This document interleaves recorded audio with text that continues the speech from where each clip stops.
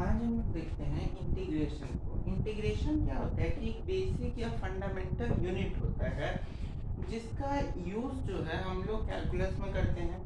जैसे हम लोग जो डिफरेंशिएशन पढ़े थे उसमें देखे थे कि कैसे किसी चीज को इंस्टेंटेनियसली कोई particular short interval of things को डिफरेंशिएट करके उसका क्या रिजल्ट आता है वो हम लोग डिफरेंशिएशन में पढ़े थे। इंटीग्रेशन जस्ट उसका अपोजिट है, यानी कि जो रिजल्ट आया मेरा डिफरेंशिएशन का, जो रिजल्ट आया उस रिजल्ट को इंटीग्रेट करके जहां से डिफरेंशिएशन शुरू हुआ था वहीं पे पहुंच जाना, यानी जस्ट अपोजिट ऑफ डिफरेंशिएशन तुम्हारा क्या होता है, इंटीग्रेशन होता है। बात समझ में?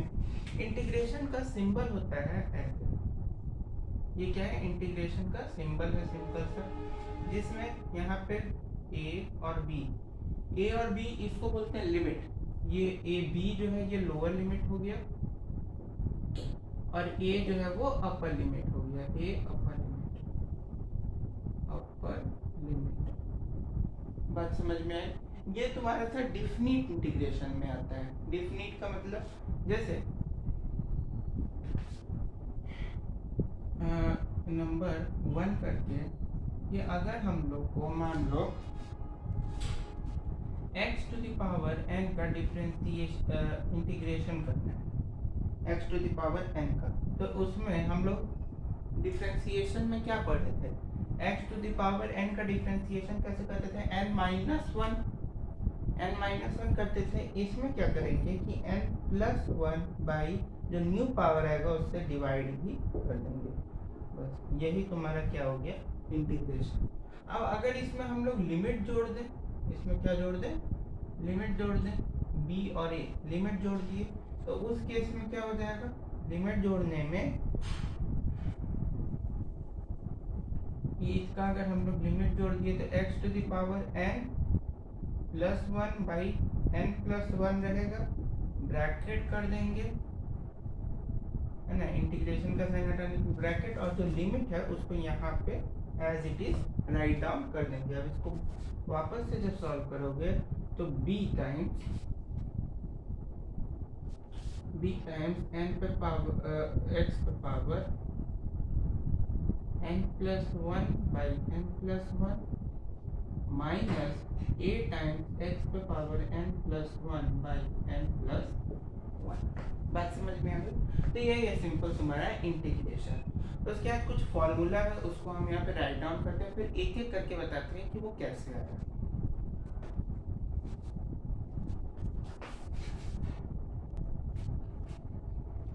चलिए, तो हम यहाँ पे कुछ फॉर्मूला लिखा है, इसको हम समझा देते हैं। 4 से लेकर 9 तक तुम्हारा ट्रिग्नोमेट्रिक इंटीग्रेशन फंक्शन है, ठीक है। पहला हम बता ही दिए तुम लोग को कि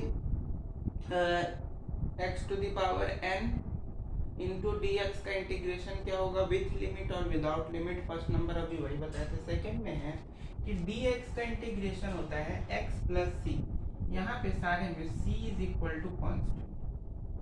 c क्या है तुम्हारा? कांस्टेंट है, यानी कोई भी नंबर हो सकता है, कोई भी यूनिवर्सल ग्रेविटेशनल कांस्टेंट हो सकता है, केपलर कांस्टेंट हो सकता है, कोई भी कांस्टेंट, ठीक है। तो dx का इंटीग्रेशन क्या होता है? x प्लस सी यानी कांस्टेंट। 1 बाई एक्स का इंटीग्रेशन होता है dx के रिस्पेक्ट में log ex plus constant cos x का। ये सारा तो याद रखने वाला है कि cos x का integration sin x plus c, sin x का minus cos x square x का tan x plus c, minus cosec x plus cot x का integration minus cosec x plus c होता है। कोसेक स्क्वायर एक्स का integration minus cot x plus c होता है। Sec x plus tan x का integration dx के respect में sec x plus c होता है। सी यहाँ पे सब में क्या है? कांस्टेंट। सी क्या है? कांस्टेंट। एक चीज और कि जो पहला हम बताए थे x is equal to n times n plus one by n plus one, ये किसका बताए थे?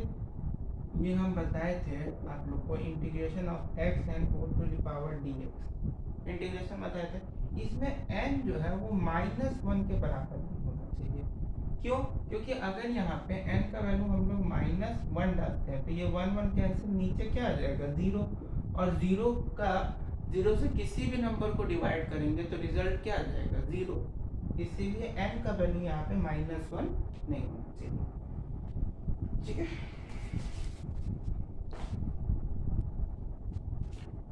चलिए अब कुछ और को हम लोग समझ लेते हैं। पहला है कि k x⁴n का dx के रिस्पेक्ट में जो इंटीग्रेशन होगा उसमें तुम्हारा k क्या है, कांस्टेंट है। यहाँ पे k जो है कि कांस्टेंट है, तो कांस्टेंट को हम लोग बाहर कर देंगे। कांस्टेंट को जैसे डिफरेंशिएशन में कैसे कांस्टेंट को बाहर कर देते हैं, उसी तरह से k को बाहर कर देंगे कांस्टेंट को, बाकी होता है x⁴n इंटू dx, जिसका हम लोग को इंटीग्रेशन पता है, डिफरेंशिएशन बार बार निकल रहा है। इंटीग्रेशन हम लोग को इसका पता है x⁴n का x⁴n plus 1 by n plus 1, ये तुम्हारा इसका इंटीग्रेशन हो गया।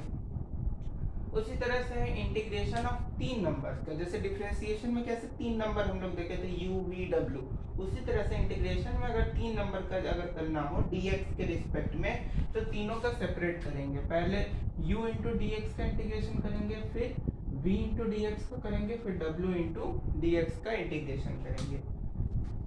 ये 3 का उतना जरूरत नहीं पड़ेगा 12 13 14 का, लेकिन बता देते हैं।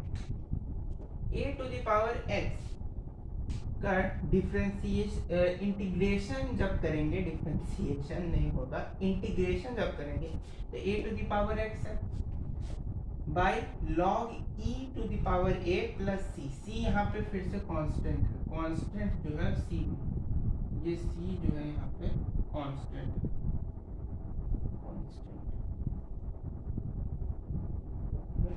उसी तरह से e⁴x इंटू dx का integration ex plus c, ax plus b whole पे पावर n का इंटीग्रेशन dx के रिस्पेक्ट में ax प्लस b पे power n plus 1 by a times new power का मल्टीप्लाई कर देंगे a से, जो नया पावर यहाँ पे आएगा उसका मल्टीप्लाई करेंगे a से और इसमें कांस्टेंट को ऐड कर देंगे। ये 3 का उतना वैसे जरूरत नहीं पड़ेगा, मेन आपको ये 2 याद रखना और इसके पहले जितना बताए वो सारा चीज याद रखना।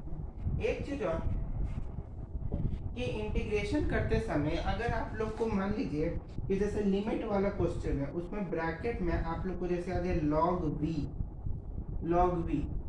v आ जाए, और लिमिट में अगर आ जाए v1 और v2, तब इसको कैसे करेंगे आगे, तो इसका सिंपल बताते हैं।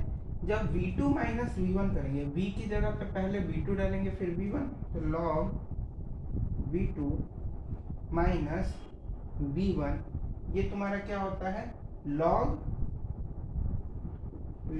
लॉगरिदम में है ये, log v2 माइनस v1 होता है log v2 by v1। Exponent में जो पढ़े हो ना कि डिवाइड का माइनस होता है, जब डिवाइड होता है तो एक्सपोनेंट पावर क्या होता है, माइनस, और जब मल्टीप्लाई होता है तो एक्सपोनेंट पावर क्या होता है, प्लस। सेम चीज यहाँ है कि log में जब डिफरेंस कर रहे होंगे तो डिवाइड होगा, और वहीं जब log v2 प्लस v1 कर रहे होंगे तो मल्टीप्लाई हो जाएगा, log v1 into v2, sorry v2 into v1, बात समझ में है। बस ये इंटीग्रेशन खत्म हो गया। अब इसके बाद क्वेश्चन इस पर बनाना है, बनाइए अपना।